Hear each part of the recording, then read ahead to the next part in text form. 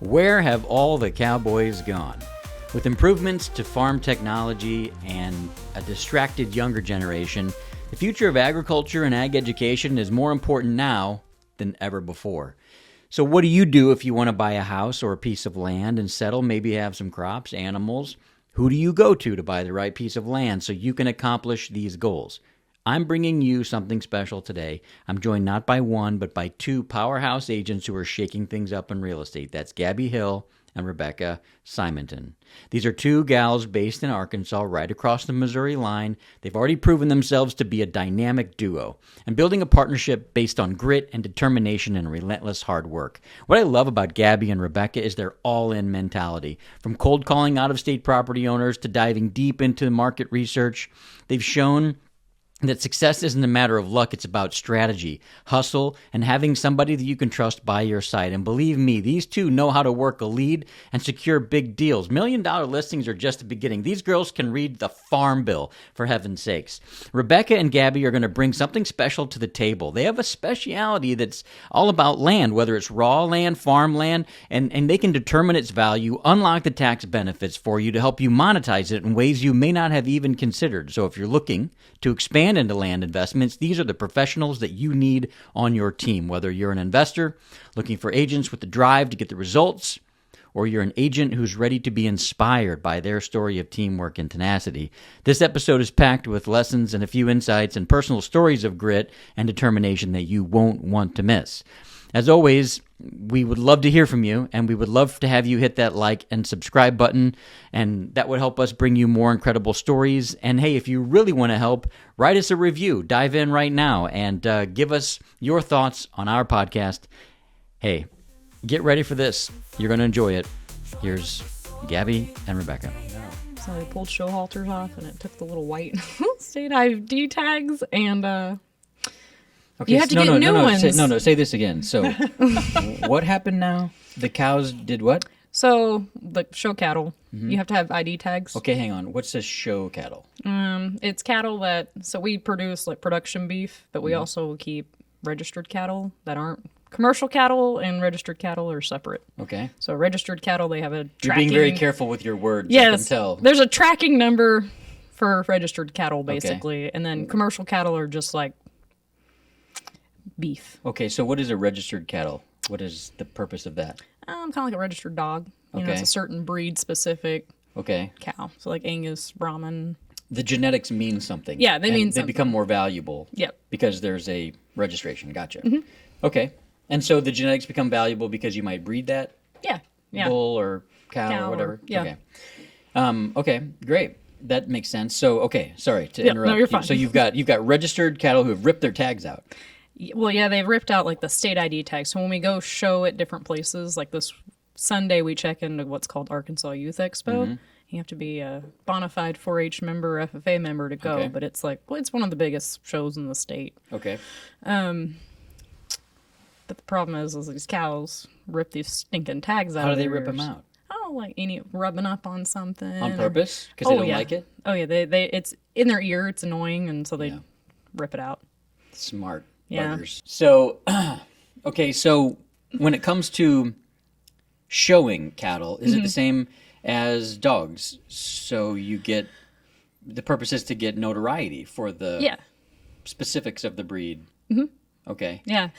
So, Brahman breed specifically is what we show. So Angus, there's different.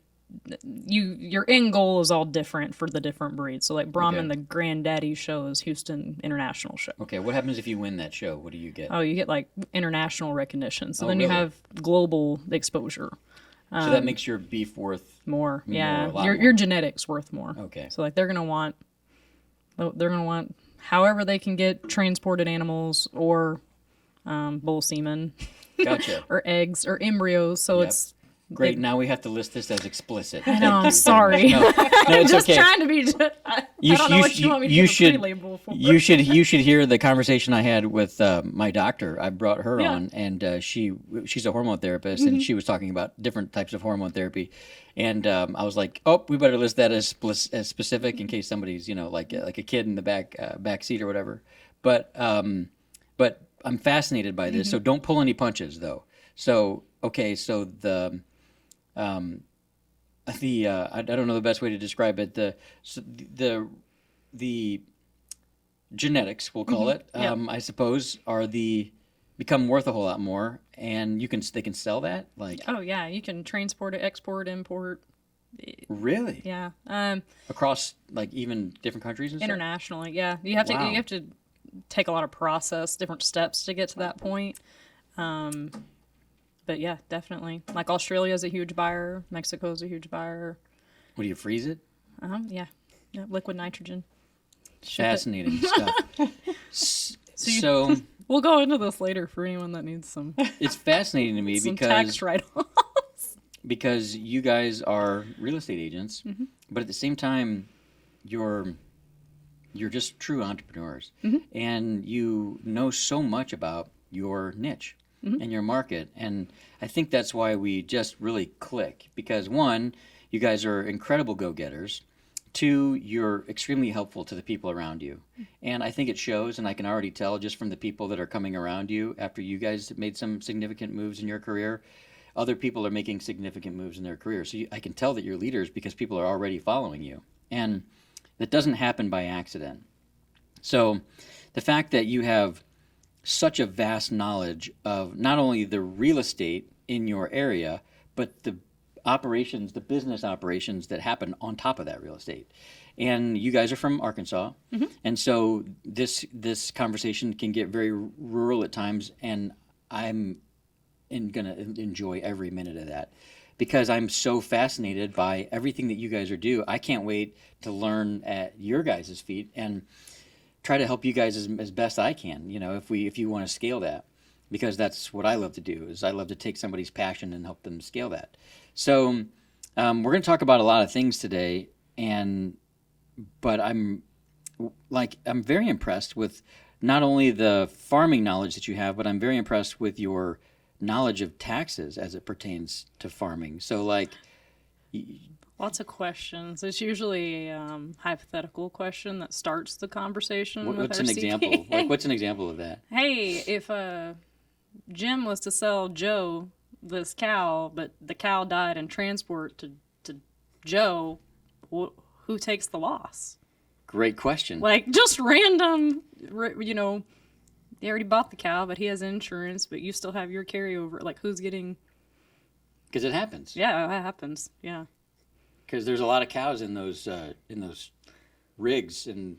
Yeah. Oh, yeah. If you do pod loads, typically, like if you're selling direct, that carrier, once they leave the farm, that's theirs. But if you have registered animals, that you're like specific contract details, that gets a little tricky. So what's the law? What happens? It's just whatever the private contract is with the breeder. Okay. So it's all in the contract. It's all in the contract. Okay. There's always usually... You should be signing a contract. There's no if you're state law. Buying registered animals. Really? Sign a contract. Yeah.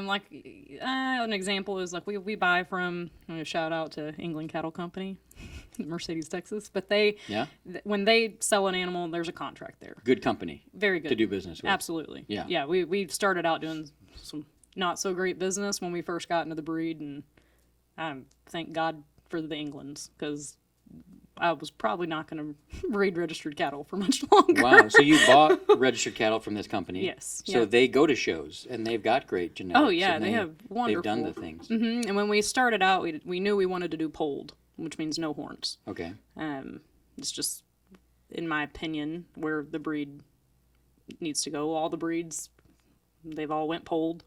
Just makes more sense for production. Okay. And they had great genetics. I put out a post. I needed a couple of bulls. We had too many cows, and AI wasn't work, which is artificial insemination. Okay. Yeah. So that wasn't working. It wasn't working. And our rates, our success rate wasn't great, so we needed some live coverage. Okay. We needed bulls. Okay. And so I put out a post and live coverage. That's a T-shirt. That's my next favorite T-shirt right there. So we put a post out, and I had multiple people say, "Hey, they'll steer you right. They'll tell you the truth." You know, and it's been that way ever since. They're really great friends, and that's fantastic. So do you then? I'm sure you sell land to ranchers. Yep. And you probably connect those people together. Yep. And so this is what real estate agents do. like they're so well connected, good real estate agents are so well connected in their area that if someone were to say, hey, Gabby, hey, Rebekah, I want to buy a piece of land and start a cattle business, they'd be crazy to not do business with you simply because of your connections and your level of expertise and your mastery of that industry. Yeah, and a good question for everyone is like, are you starting to get in the cattle business because you want to make money, or are you getting in the cattle business because you just want to be in the cattle business? Why would somebody just want to be in the cattle business for just wanting to be in the cattle Lots business? of people like a hobby. Oh, they do. And That they, seems like they think it's romantic and things really? like that. Yeah, it's like eclectic. Want to be a cowboy. Okay, I'm with you. And that's fine. That's great. There's like, I would say 3 sides to farming if you're going to do it. You're doing it because you're in the business to make money, and there are people that make money in farming. Okay. And a lot of times those are generationally inherited farms that move on to the next generation. They're probably making some money. Okay. Second one is the eclectic people that just, little house on the prairie, homestead. They want to see those longhorn cattle or those black Angus cattle out there in the pasture every morning when they get Or up. 20 head, and they all have a name deer tag, and that's they great. don't understand the work that it takes to do that. Maybe they've done it before, and they say they don't want to do it anymore. They just want to tinker. They just, Okay. Yeah, So they don't hobby. get so many. Yeah. Just a few. And then I would say after you cross 100, 150 head, they start getting interesting. Then you need leadership. Yeah, it starts getting a little crazy. Yeah. It's the same with agents. Yeah. Too. Yeah, like one of them has can pink only eye, imagine. and the next day you drive out and you're like, oh my God, 20 of you have pink eye. Yeah. And Yeah. It's like it's like a junior high. Yeah. Pretty much. Yeah, like why? So, Yep. Then you got to bring the entire herd in. yeah. Or you start shooting them in the butt with darts. That's my favorite method. Really? You can actually do that? Yeah, it's the most You have expensive a gun. method. Is it? The dart. It's like, really? You go out there shooting But them. that's the remedy. Yeah. It's fun. Not killing them. Like, sorry, we're not killing them. No, you're treating them with medicine. Yeah, there's Yes. medicine in the darts. Okay, so that's fascinating. Because like in the short-term rental world, I asked people the same thing. I'm like, are you getting into this business because you want a place to stay here when you're on vacation and you're going to use it a lot? Or do you want to turn and burn? Are you looking for a rate of return here? Or a combination of both? Yeah. Or are you looking for income in retirement? Those sorts of things. So I love that you know every aspect of your business too. So, but I want to take a side note. So because there's different aspects to every person that want to be a cowboy.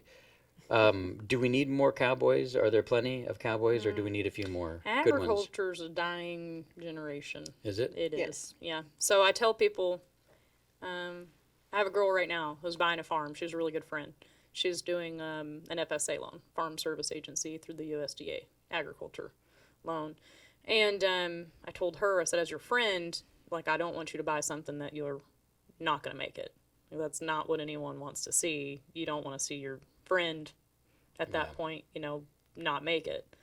So when they purchase a property, it has to have more than just agriculture income. It has to be more than all eggs in one basket. It's got to have multiple avenues to make money if she's going to make it. So let's If you're talk about gonna- some of those. Sorry, go ahead. I was just Rebecca. going to say that if you're going to make it in the agriculture industry nowadays, you pretty much have to specialize in some way. Really? Like with grass-fed beef, or you Pasture only... pork, or Yeah. you rotate both, say you're going to go plant legumes, which is like a alfalfa or some things like that. Well, you run your hogs over that first pen and you're moving your cows. So that's a specialty. Like Okay. my dad ran cow-calf pairs, things like that. You can't do that anymore. Starting out. Mama if you're and baby generational. pairs and just raise them and take the calves and sell them and then just do the whole cycle over and over again. You can't do that anymore. No, not if you're brand new, you want to be a farmer, first beginning ever. You're going to have a really hard time going buy land at the cost it is right now to raise cow.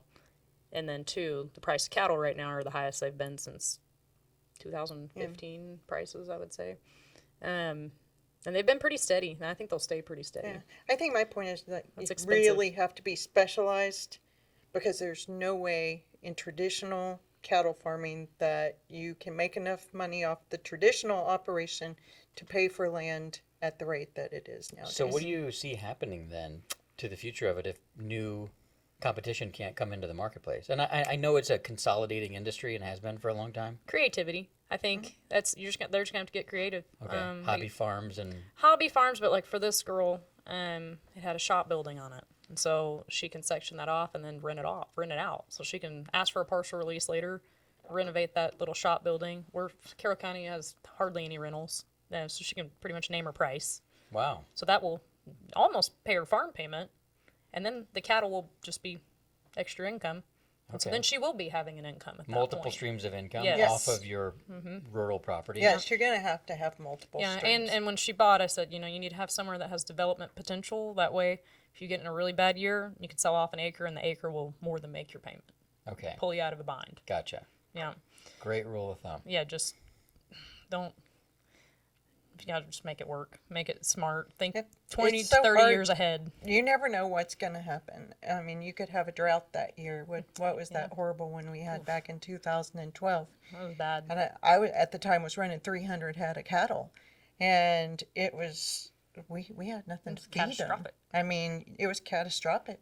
You had to sell them. You had to sell all the calves, and then you had a situation where your mama cows and your heifer calves, when you get in a situation like that, they hold all the nutrients that they do eat for the calves. Oh, wow. And so they're going downhill, and then they have these massive calves. Oh, wow. And you have to pull like so many calves over and over. And Because pulling a calf means when they get can't give so birth. big that they can't give birth to them. And So they're then tired. They don't have enough nutrients to it's awful. go through labor. You have to pull the calf out when Yeah. it's being born. I've done that. Yes. I have with my wife's mom and dad's. Yeah, so a lot of people don't realize when you're in a farming operation like that, all of the things that can go wrong because Your dominoes. There's better no be in rain. line. Wow. like it's just over and over and over, and then it takes years to recover. Wow.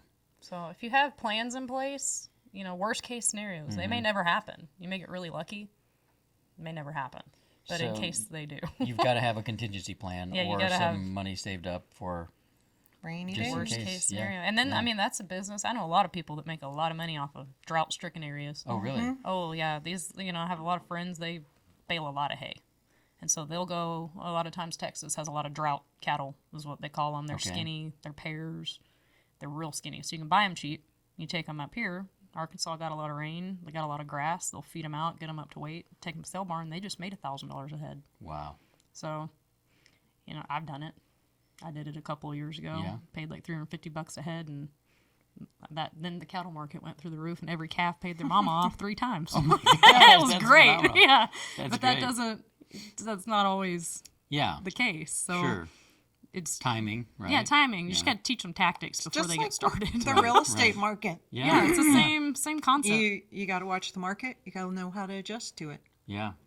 So Well, speaking of watching the market, that's something you guys do. So, my wife was telling me a story. She was down there having lunch with you guys, and she was telling me the story of you guys driving in a car together, and you were just driving past distressed properties and just throwing pins down on your phone, like pinging these properties so that you could call back and you could lead generate.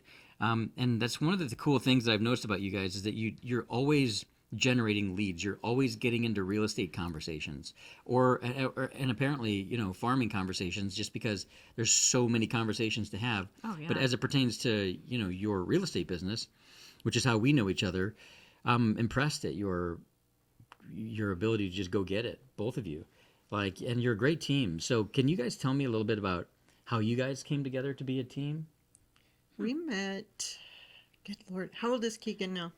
She'll be 14 in January. So 12 and a half, no, about 12 and a half years ago Yeah. was when we met. And then Keegan, her oldest daughter, and Alex, my son, went to pre-K together. And Keegan's almost 14, Alex is fixing to be 13. So we've just been friends ever since. Okay.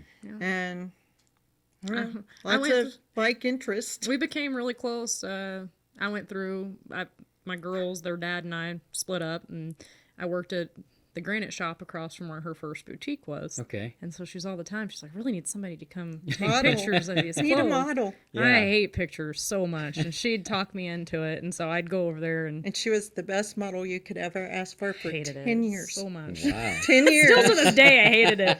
Just, That's great. But that's how we became friends. That's And I think it was just the tenacity that Gabi has that just kind of drew me to her, and that never give up attitude. You just don't stop no matter what, because she was going through a really bad time at certain points during that, and it was like I would help her a little bit, and then later on in life, as I went through some really bad times, Gabby was like there for me. So it's always just been a That's when you know it's real. Yeah, That's when you know it's take. real. Yeah. Because you were there for each other. Like, how many people have you sewn into?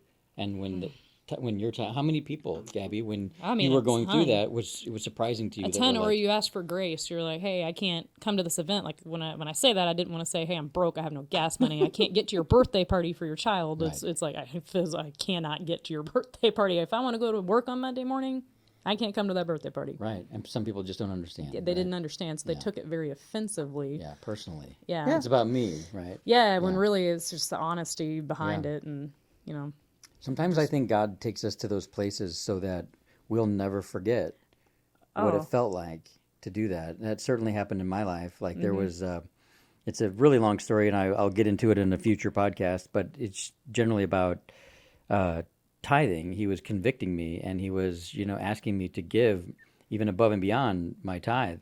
And I was giving the last dollars of my bank account away. And it's a really beautiful story. I'm not doing it justice now, but I want to talk about you guys. But the reason why I bring it up is because, God was dealing with me about money. And I remember what it felt like during that time as I wrote literally the last dollars in my bank account, because I was being obedient and faithful to what God had called me to do. And when, like the next week, when $250 came into my bank account, I was like, I'll never forget what this feels like. I will never forget what it feels like to be here, to appreciate food.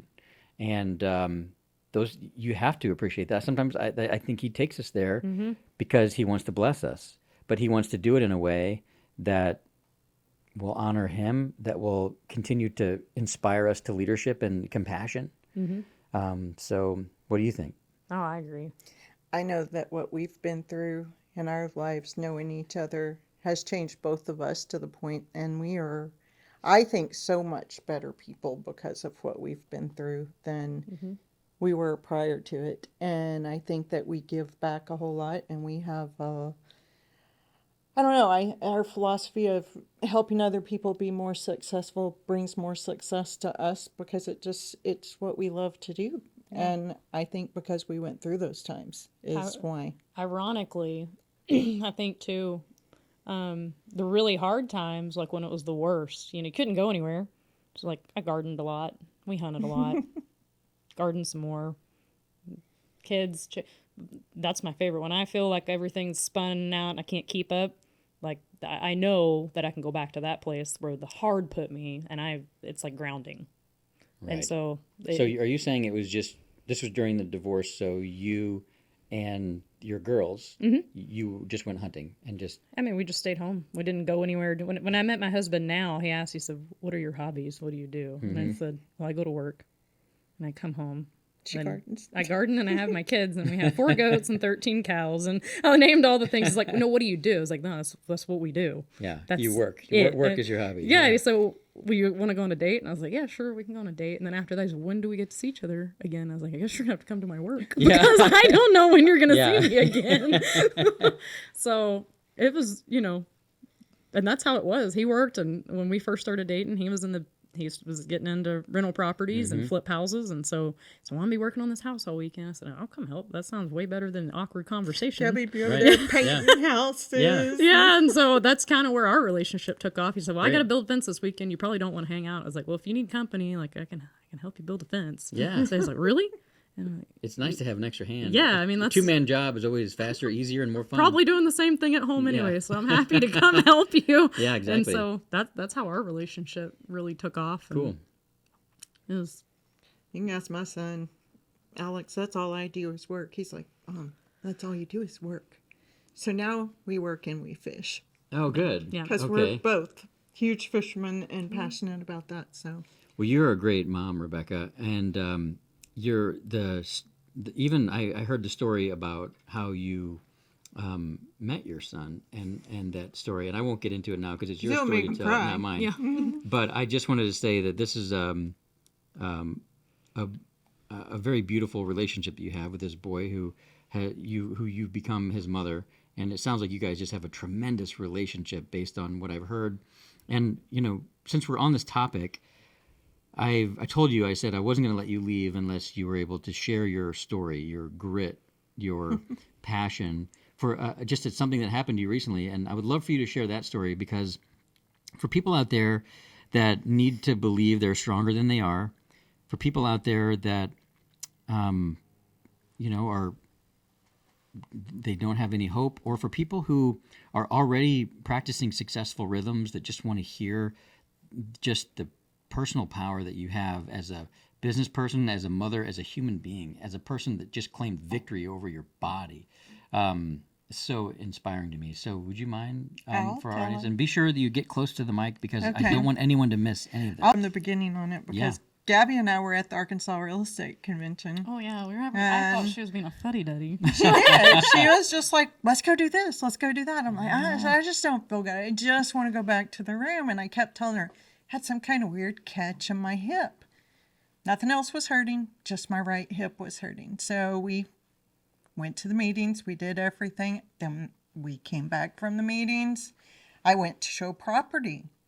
And when I was at the property, still, I was getting worse and worse. Didn't worry about it so much. That night, I got home, started throwing up. It was awful, but I just thought we got some kind of bug. Yeah. And because it wasn't, it hurt, but it was in the back. Okay. So I just went to bed after I was sick and made it through the whole next day. And then about 2-3 o'clock in the morning the next night, I woke Alex, my son, up, who at the time was fixing to be 12. And I told him to go unlock the doors because Mom was going to have to call the ambulance to come. And he was so brave, and he was so good. And they came, took me to the hospital. I had appendicitis, but it had already ruptured way before. But it just didn't hurt. I mean, I would have gone to the doctor had I known, but it was not a lower abdomen pain or anything. So your body's like, no, I got this. Alex was terrified in the ambulance, and we got to the hospital, and it was probably 8 o'clock the next morning before they took me into surgery, and Alex was on a cot in the room with me, and thank God for my friend Autumn. Gabi was on vacation, or Alex wouldn't even have been at the hospital with me, but Autumn came to the hospital and picked Alex up and took him and kept him occupied for the day. But I was there for several weeks, and my organs had started shutting down, so I couldn't go home. And if it hadn't been for my friend Katrina and Diana, Katrina's a physician's assistant, and when she got to the hospital, she was like, oh my God. Get out of the bed, get out of the bed. Now, so she would come back to the hospital every day and make me walk. So my point there is, if it hadn't been for this whole wonderful group of friends, these incredible women, I wouldn't have made it through this. What did get out of bed? Is that just to get you up and get active, get your body moving? So I wouldn't get pneumonia and things like that, because I was so far gone that it was really bad situation. Okay. And so she came back every morning and made me go walk and just walk the halls. But when I got back home, I was still in so much pain that I tried to go back to work, and then I put myself back in the hospital. And then it just got, I couldn't. I hurt so bad for 2-3 months, and I was terrified because it's like, who's going to take care of Alex? How am I going to do this? And so I finally just sat down in the bed. I was like, I had this talk with myself. No one is going to do this for you. Mm-hmm. You have to do this. How can you do it? How can you make it work for you? So I started cold calling people. I got my computer in the bed with me. I'm sitting there going through the tax rolls, and I started with finding every out-of-state landowner in Newton County, Boone County, Carroll County, Arkansas, and I started calling every single one of them. Are you interested in selling your property? Are you interested in selling your property? And I'm talking, I called thousands of people. We're still getting phone calls. Yes. We actually listed a $1.2 million deal this week? Last week from a cold call. Back up. So you say that again. You just picked up the phone book, you said? Or what did you call? I just picked up the phone. I started researching their phone numbers and where they lived and trying to get their phone numbers. And I Okay. just used everything I could. Did you find great websites where you could find phone numbers? Yeah, they're all out there. You can find them any place. Okay. And most people's numbers, I mean, it's just like Yeah, I, most people I are. started calling. So you're looking at tax records, you're looking and then Looking finding at phone tax numbers records and and looking, and the whole time I'll be looking at the tax records, and then I'm going to look at Data Scout to see where the property is and get to know Wow. everything I could about the property before I called them. And then I'm calling them and I'm talking to them. Sometimes it's just leave them a message. Sometimes it's whatever. But we ended up, I would get leads every week, and it's like, go out there, Gabby. Go out there, she'd send me Gabby. Go driving. out there. so there's a formula that you found, or there's a pattern you were looking for within the tax records, and you found that pattern, found the people, and then executed on that plan. And I'm not kidding you. I would sit there in that bed and I would 60, 75, 80 a day, just over and over and over. Wow. And because I knew, I mean, it was the only way that I was going to be able to keep any kind of income going, because it ended up that happened September 30th. So it's almost been a year, Wow. and it was I'd say May. May was when you were first able to get in the truck without.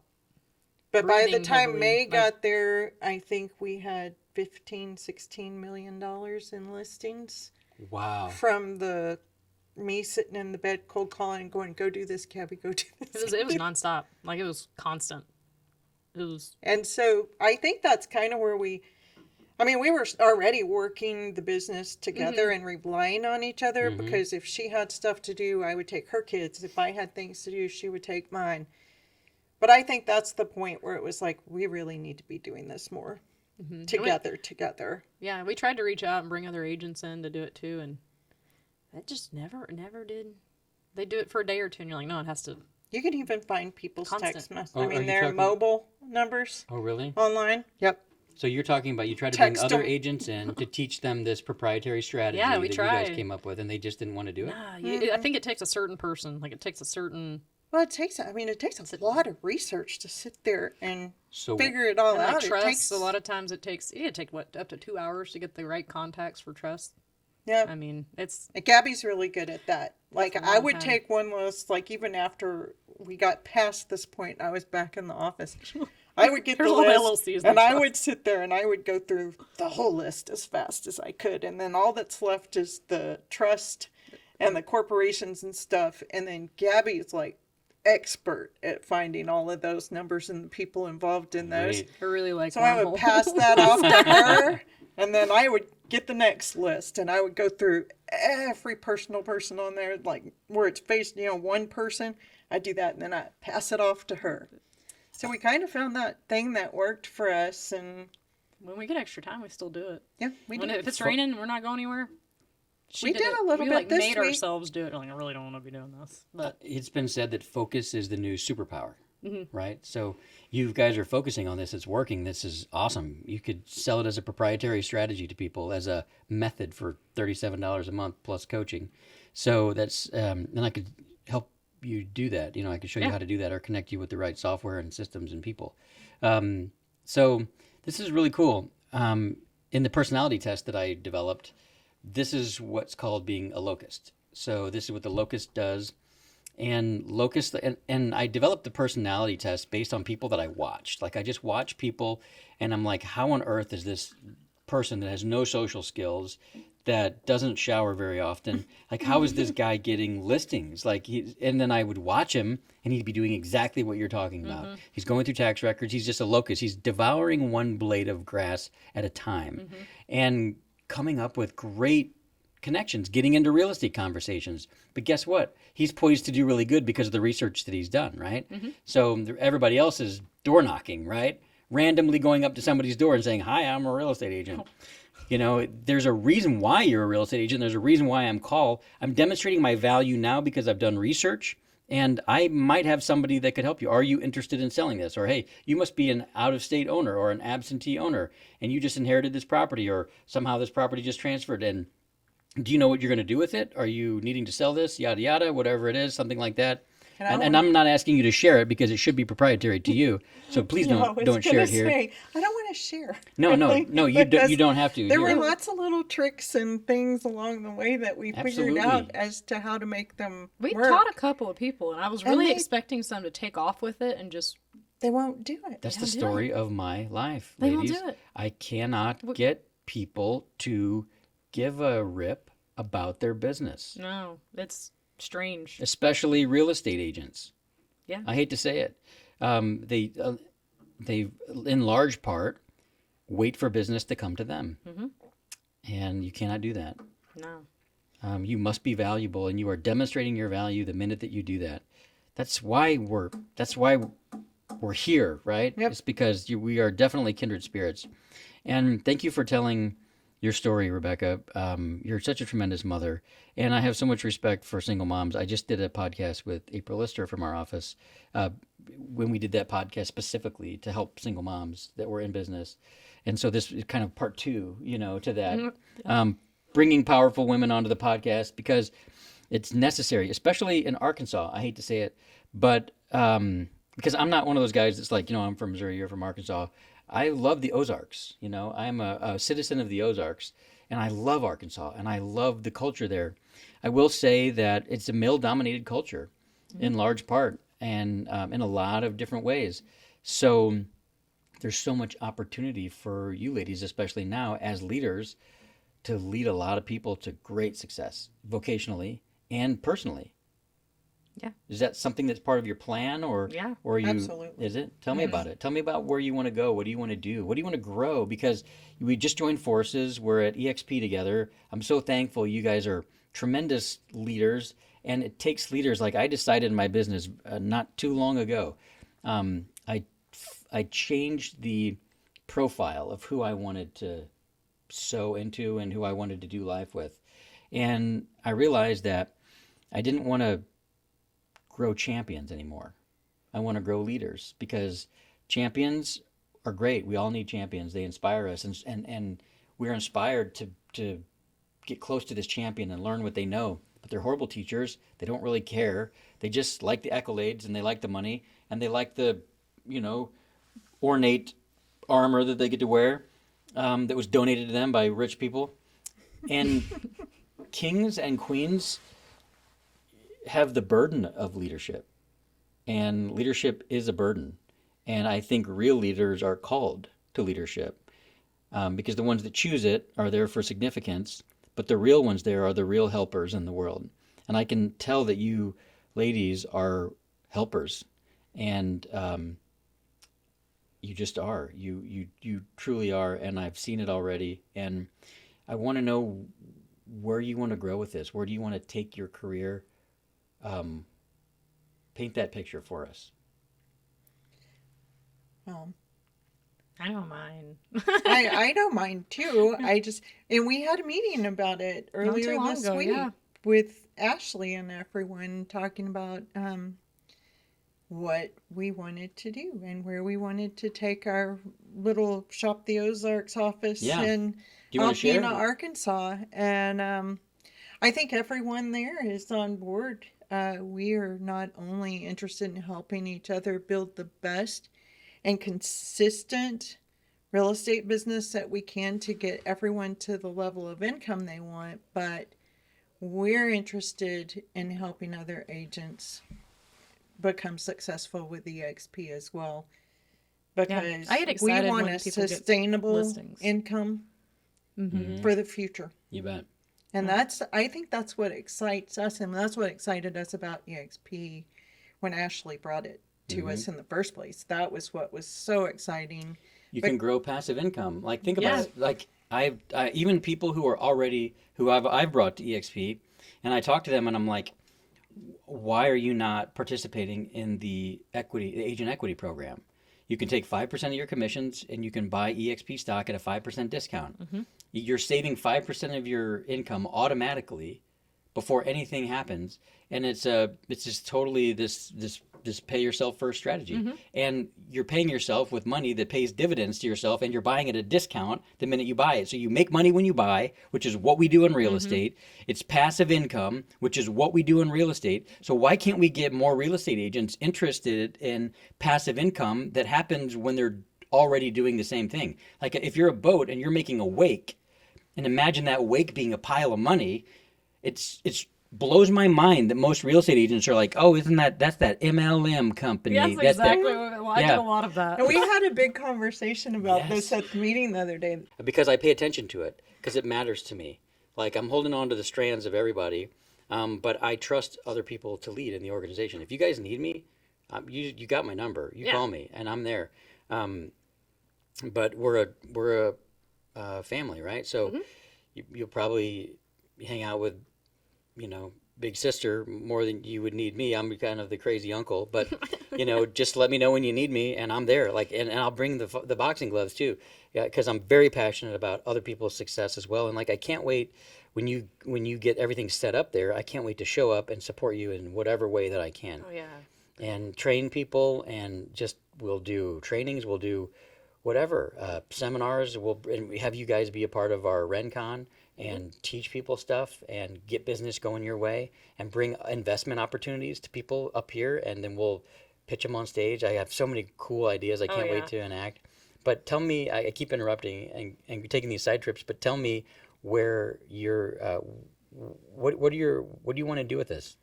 Mine's like, I think investment side of things. Like, I think there's a big loophole that investors haven't looked at. There's multiple avenues. We've talked about it. You're talking about the farm stuff? stuff? With farming. Yeah. And so, I'm an ag agent, I would say, but at the same time, like, it's so much more than that when you just really look into it, and it's a lot about placement, where you buy. So just like that, my friend that's buying that farm, I said, it's going to keep growing. You're in a spot, you're where 3 roads meet, you're in between it. I'm like, the roads are always going to be traveled. There's rural water, there's fiber optic. Okay. Well, let me ask you this. So you have a knack for being able to figure out what's a profitable farming business, whether it's an established old school farming business or a new niche farming business. So you can identify and tell whether or not that's profitable. Oh yeah, pretty quick. And you know if the real estate's profitable or not. Yeah. So you could probably put together a portfolio very easily of 10 or 15, 20 different properties, $20 million portfolio, and sell that portfolio of income-producing farms to a fund that would these have management in place?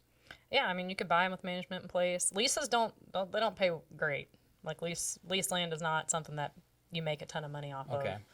So if you bought a property and you yourself were not going to run it, leasing doesn't pay a ton unless it's just really, really good ground. You're not going to get very far with it.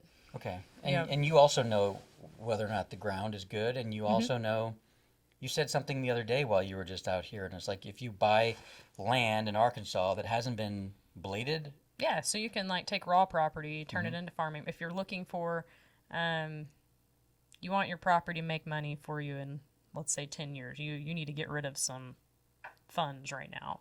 You can buy something that's at base grade and then take the trees, take the timber, you can sell that off, and then in turn blade it off and make pasture. Obviously, it has to be usable land. Can't be bladed off is face. What? Brush hog? Depending on how bad it is. Sometimes it's a bulldozer. Oh, really? Yeah, we saw one And a yesterday. tractor. Blade. that You're talking was- about a like bulldozer, a bulldozer blade. Yeah. Okay, I'm with you. But So, it varies. I mean, you Okay. can do it. Just depends on how bad it is when you buy it. and you're saying that if you try to brush hog a property that hasn't been bladed, you're going to ruin your stuff. I mean, it just depends on how long they let it go. Okay. So if they're trees, and I learned all this from my husband for the most part, of what not to do and what to do. Yeah. But trees just depends on the size and like the machinery.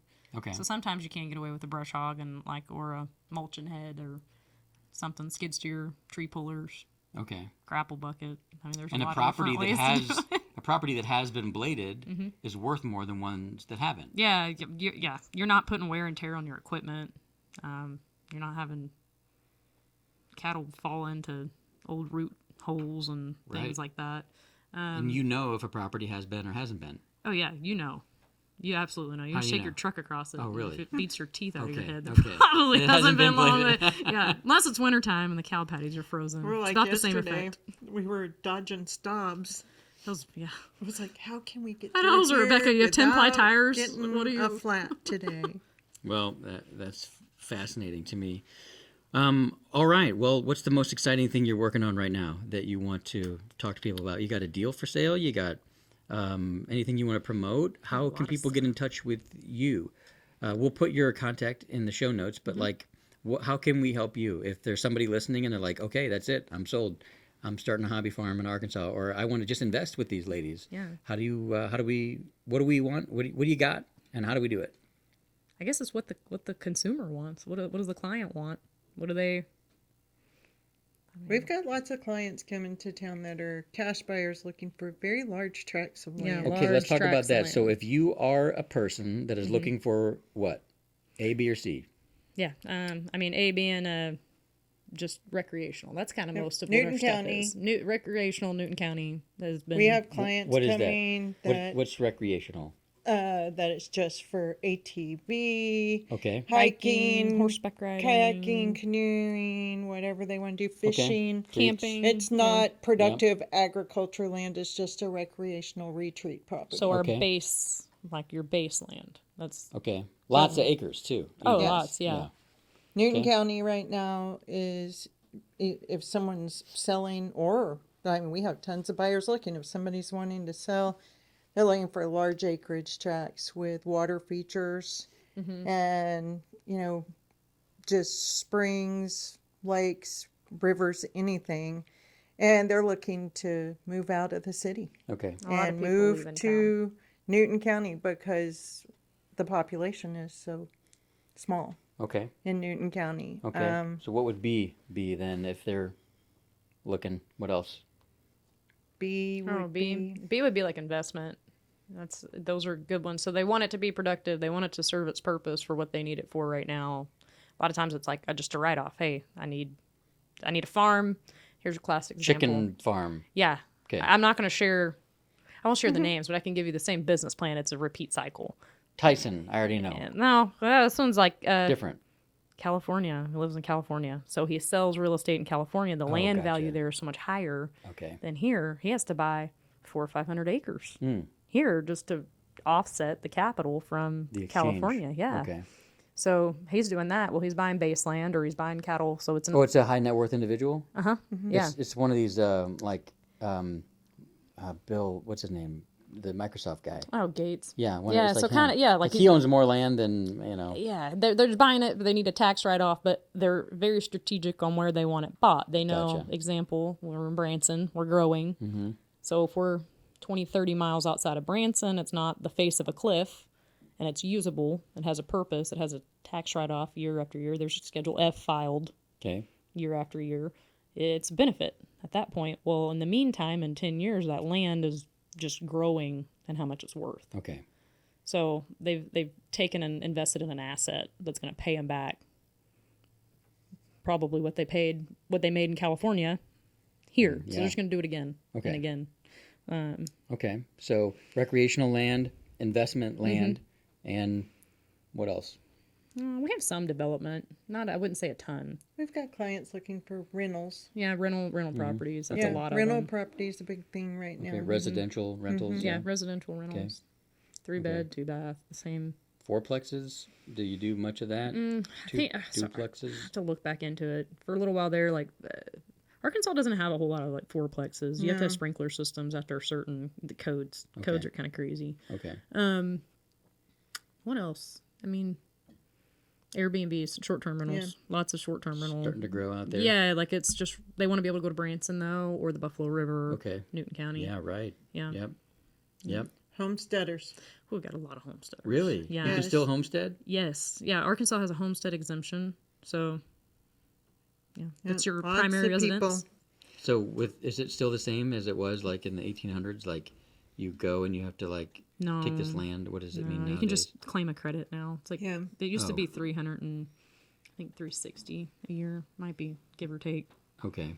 So you just got a tax credit Do you have to make a choice with your land to become a homestead? What is Yeah, this? so I tell typically people if they want ag exempt, like 10 acres or more. 10 Okay. acres or more. Get away from the hobby farm. What does ag exempt mean? Agriculture land. So instead of being a recreational or commercial improved, you can be ag. You're taxed at a lower Yeah, rate. yeah, Okay, yeah, gotcha. It's a tax classification status. Okay, I'm with you. yeah. Just varies.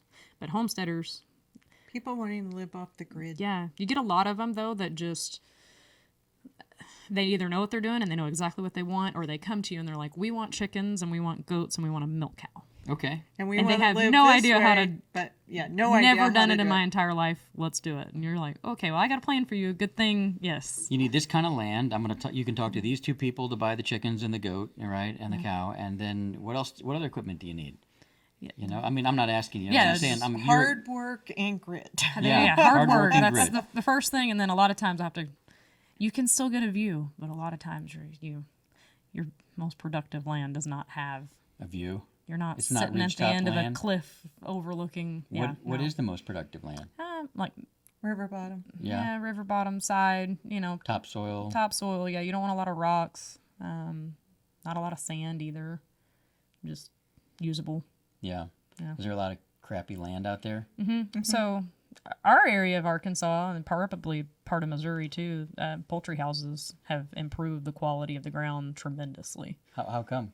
Spread litter. Okay. Yeah, chicken, The poultry fertilizer. litter. Yeah. Okay. You're not spreading bacteria. You're not spreading weird No, it's just chicken flus. You're No, spreading fertilizer. And yeah, you're just spreading fertilizer. raising chickens. It's one of the only fertilizers that go into organic gardening plans too. Okay. Yeah. You were saying if you buy an old chicken farm, there could be $30,000 worth of litter in there. Oh yeah, like easy. If if they had chickens in them prior. And that's either $30,000, like you could sell it for that, or you could save yourself that by using it on Save your it, own. yeah. Like if we were to buy poultry houses, it wouldn't be because we wanted to be chicken farmers. Yeah. I do not envy. I do not. Well, I heard about your idea of taking this turkey farm and Yeah. turning it into Airbnbs. Isn't that And I think great? it's a phenomenal I idea. know. I'm do like too. it would be a lot of work, but it would be pretty Yeah, cool. Yeah. Well, once you do it, we'll have you back on and talk about It's that. for my grandparents. I That'd want be them to great. have a greenhouse in the middle of these chicken houses. They're in South Louisiana. Well, They we've don't been saying like the for cold. a year and a half now, if someone, like all these chicken farms, they're going out of business or So shutting something's gotta down, be done. Somebody's got to do something to convert them. If they can figure out a way to convert them into something else and make them productive, they could make a fortune. So there's your hook right there. Yeah. Turning chicken farms into something. That's Some the kinda- opportunity. Some kind of housing. It's just got to be in the right area. It's got to We can check do all it. the boxes. We can do it. I've got people we can talk to you about, and I want to talk to you about the farmland because Yeah. as I'm starting to get more connected with funds and growing funds, that would be something that would be great. We could literally raise money for that buy box, and we could go out and we could go buy profitable farms Yeah. and have a fund and earn residual income off of profitable farms and help our investors invest in that asset class without having to do the work. Oh yeah, I mean there's a couple of companies right now. There's a couple out of Bentonville that I saw came up, and it's minute. So one company bought the 300 acres, and then somebody else is buying like 10. You own 10 of the 300, like a share, kind of, if you would. I see those some. I think the biggest benefit's going to be for like your major investors. Yeah. Yeah. Okay. Well, lots to talk about. Before we sign off, is there any maybe bit of advice, or is there anything maybe you wanted to say or talk about that you didn't get a chance before we go that we could share with anyone listening? I'm not sure. Probably a lot. I mean, Yeah. I So could talk to a fence post, so it's pretty much. okay. So that just. What about you, Rebekah? No, I'm You good. good? Okay. So that just means there's more opportunity for folks Yeah. to contact you. So this is just a sample of what it's like hanging with you guys and how knowledgeable you are, how just tremendous human beings you are, and I'm so glad to be in business with you, and so thankful you took the time to come down on a Friday night and just share some of your experience with us. Our audience is going to love you. You're just phenomenal human beings, so thank you for being here. Thank you. Thanks for inviting us. Yep, you bet. Really thoughtful. Well, a big thank you for listening to the end of our podcast. I know your time is valuable, and I hope you got a few takeaways that are going to help you get a greater return on that time. I know you will. And if you did enjoy it, I'd sure appreciate a share or a comment. Feel free to subscribe for instant access to new episodes and offers. There's also a ton of free content and ways to learn more and engage more at WorleyRealEstateNetwork.com. Until then, we'll continue to bring you recipes for success and real stories from real people who, like you, are living out your divine purpose. And hey, God loves you. No matter what happens, don't give up.